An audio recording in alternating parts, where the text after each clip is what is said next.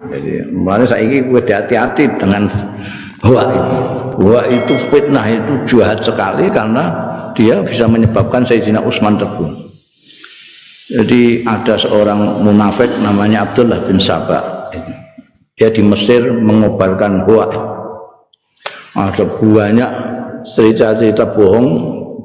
Hoak itu tidak hanya berita di plesetno, tapi bikin berita yang tidak benar, berita yang apa namanya, yang menyudutkan Sayyidina Utsman. Wah itu terus.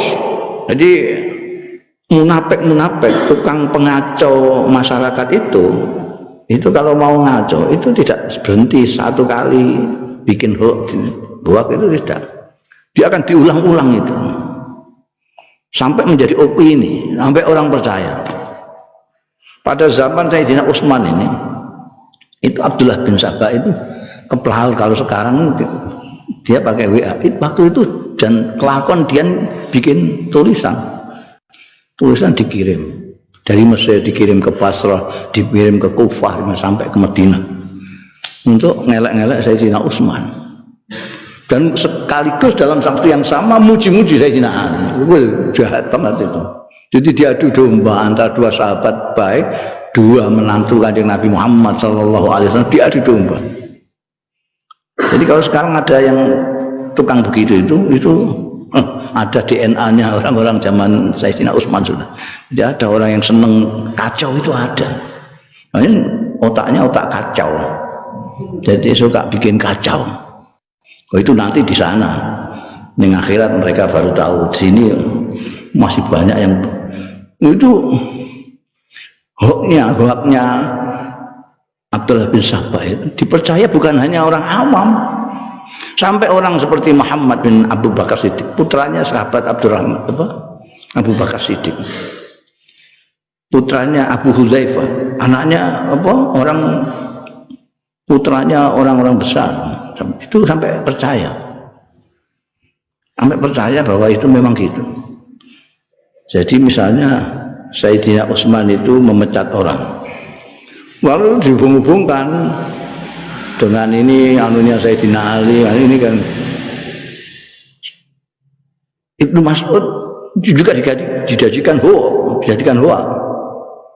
Jadi ketika Sayyidina Utsman itu mempunyai pikiran menyatukan, dan itu sebetulnya sudah zaman Sayyidina Umar sudah pikiran untuk menyatukan Al-Quran ini. Al-Quran itu dulu kan dihafal semua. Kalau yang tidak begitu hafal itu ditulis di lembaran-lembaran, ada yang di kulit, ada yang di tulang, ada yang di banyaklah, pokoknya ditulis, kumpulkan itu. Pikiran jeniusnya Sayyidina Utsman itu, ini nanti kalau banyak ini lalu diajarkan di sana, ini diajarkan di sana, wah nanti ribut orang itu. Orang Islam tidak menjadi satu karena Qur'annya berbeda-beda bacaan. Maka sejak zaman Umar sudah diusulkan untuk menyatukan Al-Quran. Tapi realisasinya baru pada zaman beliau menjadi Amirul Mukminin. Nah pada waktu itu ada satu yang Ibnu Mas'ud yang tidak mau menyerahkan tulisannya sendiri. Nah, menyerahkan ini. Yang lain serahkan semua. Setelah ini jadi Quran induk ini yang Utsmani ini terkenalnya berikut, makanya disebut Mushaf Utsmani karena itulah dikumpulkan, ada tim yang mengumpulkan itu jadikan satu, yang lain terus dimusnahkan semua. Jadi tinggal satu, maksudnya begitu. Yang sampai sekarang itu kita punya itu di situ. Tapi masih ada satu yang tidak menyerahkan itu untuk dimusnahkan, dia punya Ibnu Mas'ud. Makanya sekarang ada qiraahnya Ibnu Mas'ud, ada qiraahnya Ibnu Mas'ud itu. Lalu ini dikembangkan oleh orang munafik itu, katanya Ibnu Mas'ud diajar sama sama ya nek cara saiki ya mbek presiden ya kepala negara mesti tangkap kepala negara tabuki masyaallah sakit babak belur padahal enggak ada apa-apa. Enggak ada apa-apa. Ya busuk gitu-gitu itu. Tuh sampai matang ini cara mereka apa namanya menggiring opini masyarakat sehingga sahabat Utsman itu disudutkan sembilan rupa.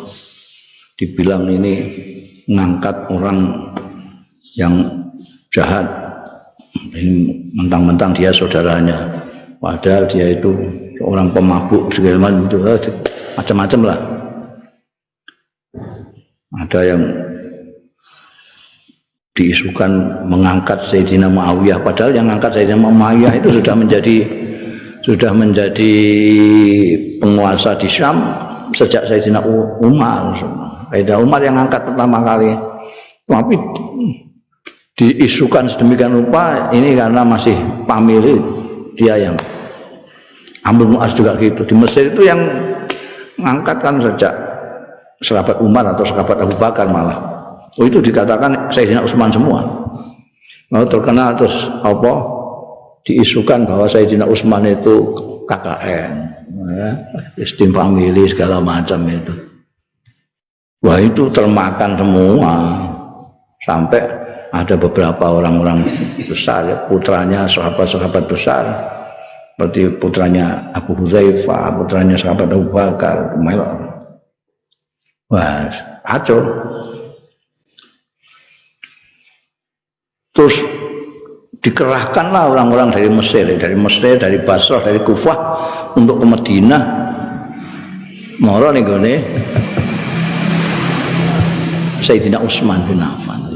Sayyidina Utsman itu banyak di situ. Ada sahabat Abu Hurairah, Al Hasan, Husain, ada Sa'ad bin Waqqas, banyak yang di situ. Pokoknya akan menjaga sahabat Utsman karena sudah mendengar ini akan ada gerakan nyerbu Sayyidina Utsman. Tapi Sayyidina Utsman tidak kerso. Nah, sudah itu kafa ya sudah pintu ditutup dari orang-orang yang mau membantu. Bahkan Sayyidina Ali sendiri ditolak untuk membantu. Sudah, terima kasih. Dan beliau hanya aikona anallaha laisa bi ghafilin. Semuanya dilarang. Sampai keluarganya sendiri tidak boleh. Nanti apapun biarkan, mereka maunya apa. Kalau mau nyawa saya silakan. Kalian jangan lawan mereka. Latak tuluhu. Malah didongakno afallahu an kulli imri'in lam yuqatil. Siapa nanti yang dongakno di ngapura karo Gusti Allah. Yang kemarin kan ya, sahabat Utsman itu pada waktu itu umurnya udah lebih dari 70, 80-an. Jadi beliau itu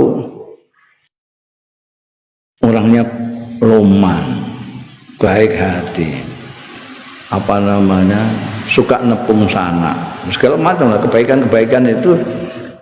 Sampai kemarin kan kita katakan bahwa sampai Kanjeng Nabi sendiri itu suka mempunyai menantu Sayyidina Utsman. Sampai kalau punya anak perempuan banyak akan dikawinkan satu persatu pada Sayyidina Utsman. Jadi memang orang baik. Tapi kalah dengan hoax. Hati-hati, hoax itu dahsyat sekali. Padahal pada waktu itu belum ada medsos. Sudah luar biasa. Musabak cuma bikin tulisan-tulisan ya, kirim sana. Itu ada ini di tarikh itu ada catatan hoax yang dibikin oleh mereka itu ada sampai belasan. Ini begini, Sayyidina Utsman melakukan ini. Yang semuanya itu apa namanya hanya untuk mengacaukan saja. Dan orang-orang yang elit itu termakan. Jadi gue joiran kalau orang di sini ada orang hebat, winter gitu tapi kok katut wah, itu aja buat itu untuk pulaane biyen. Jadi gue rasa heran, itu karena mandinya itu. Kalau diulang-ulang padha karo iklan itu, kalau diulang-ulang itu terus rumangsa mesti apike padahal ya padha wae sabun luk sampean sabun apa cap tangan apa padha wae asane.